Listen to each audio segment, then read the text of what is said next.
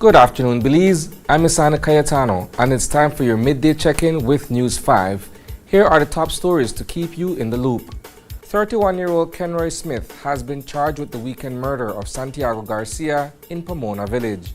Meanwhile, Crooked Tree resident Stanley Flowers is charged with the attempted murder of a police officer outside a Fire nightclub on Sunday night. And a new Commonwealth Secretary General takes office.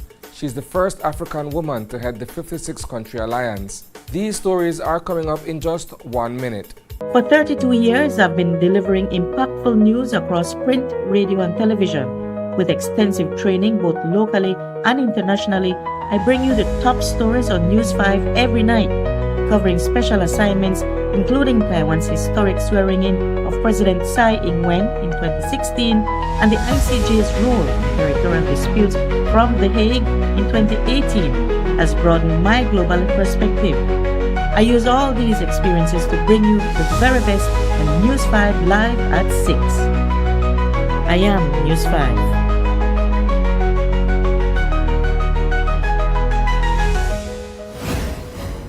Welcome back.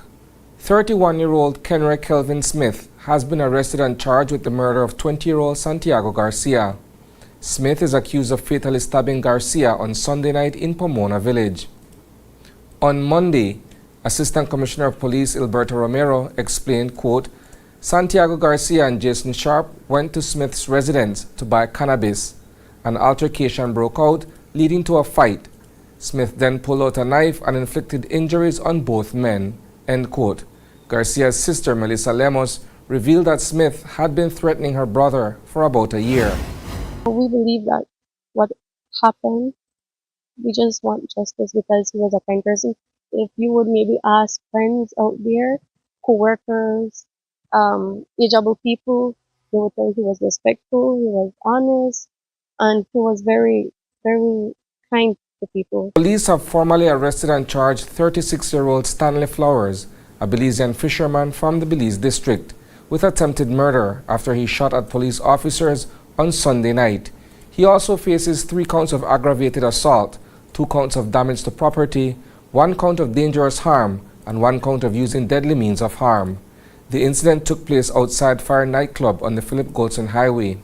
Flowers, armed with a firearm and a knife, allegedly opened fire on Corporal Manuel Chub. According to Commissioner of Police Chester Williams, officers were responding to reports of an armed individual when they approached Flowers. He took out a firearm and fired multiple shots at the vehicle. Chubb was hit 4 times, but was later treated and released from the hospital. Flowers fled on a motorcycle, leading police on a high-speed chase during which he fired at officers and damaged their vehicle.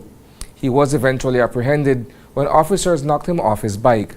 A 9mm pistol was recovered from him, and he remains in custody awaiting charges. Belize has always struggled with a trade deficit, importing far more than we export. This means our spending on imports consistently outstrips our earnings from exports. February was no different, with total imports valued at $218.4 million and domestic exports at $23.3 million. Interestingly, these figures show a decrease in imports and an increase in exports compared to February 2024. In this week's edition of the 5-Point Breakdown, News 5's Marian Ali delves into the factors behind these shifts, highlighting which import categories saw a decline and which industries performed better.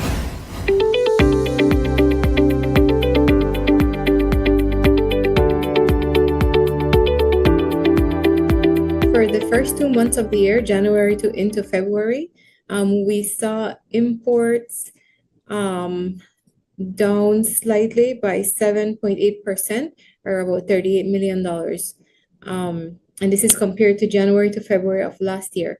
So there were a number of categories under the major categories that we saw decreasing. One of them was mineral fuels and lubricants. This had to do with a reduction in the quantity of fuel that was imported, and also the fact that we didn't import any premium fuel during the first 2 months of the year. And then in the first 2 months of last year, we would have imported premium fuel. So that's one. Another one is machinery and transport equipment. And this is because in comparison to the same period last year, There were some high-value purchases being imported, some industrial equipment that was imported in the earlier parts of last year. And so in comparison to that, there was a decrease in machinery and transport equipment. In terms of some specific goods, we can see that, like, for example, citrus is one of them that is benefiting largely from higher commodity prices. As most of us would know, our export basket tends to be commodities of fruits, and we're largely at the whims of international markets and the prices that are set over there. So like a great example when I was looking at the data yesterday was citrus exports from 2023 to 2024 were 0.44 million in 2023, when I think total export value of that was 16 million. But in 2024, the total export value was 0.45 million gallons, and total export value was 30 million for the entire year. So that just goes to show how much commodity prices can affect the value of imports, even though production hasn't really gone up or gone down. And it seems like a lot of the export gains are because commodity prices are high right now.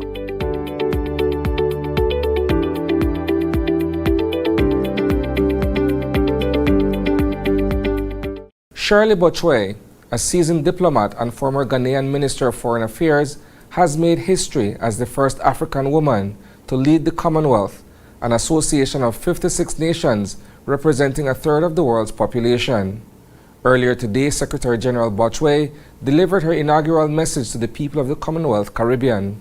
She shared her visions and commitment to serving the region and amplifying its voice on the global stage amidst growing international tensions and shifting alliances.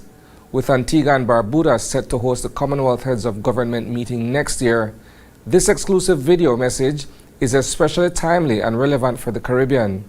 It provides early insight into the Secretary General's direction and underscores the Commonwealth's ongoing focus on regional priorities. My dear friends, citizens of the Commonwealth of Nations, as I assume the office of Secretary General of our Commonwealth today, I wanted to begin the day by speaking with you as a fellow citizen. I do so with deep humility, but also inspired by the possibilities of what we can do to transform the lives of all who live in the Commonwealth. The world we woke up to today is unlike any we have seen in the lifetimes of many of our 2.7 billion people. The consequences of lower economic growth, increased defense expenditures, and the frayed multilateralism will affect our pockets directly, increase unemployment and poverty, reduce social protection, and weaken our resilience to shocks, whether climate or economic. The value of our Commonwealth stands in bold relief in a time like this. Our ambitions cannot be limited by old prescriptions. As an organization based on common values, we can work for our common well-being as a multilateralism of the willing. That's a wrap for the news at noon, but don't worry, there's plenty more coming your way at 6 p.m. We'll dive deeper into these stories and more. In the meantime, visit channel5belize.com and follow us on Facebook for real-time updates. And don't miss Open Your Eyes tomorrow morning for fresh takes on today's headlines. Thanks for tuning in, Belize. Stay informed, stay inspired, and have a fantastic afternoon.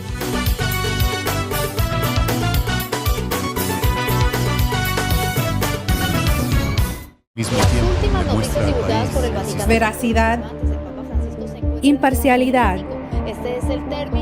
Hemos estado haciendo el trabajo como organización. Y tus noticias en español. Están en aguas beliceñas, entonces esta bandera se queda aquí. Sintoniza Canal 5 cada viernes a las 7 de la noche. Tenemos que resolver dos grandes problemas de este país. Su voz importa, su acción cuenta. Transfusión sanguínea, elementos que indican un deterioro evidente del estado de salud. Somos Noticiero 5 semanal. Perdió la vida en un heroico intento de proteger a su hermano. El Tribunal de Magistrados de la ciudad de Belize se paralizó. La policía está investigando 2 asesinatos separados. Tu fuente de información.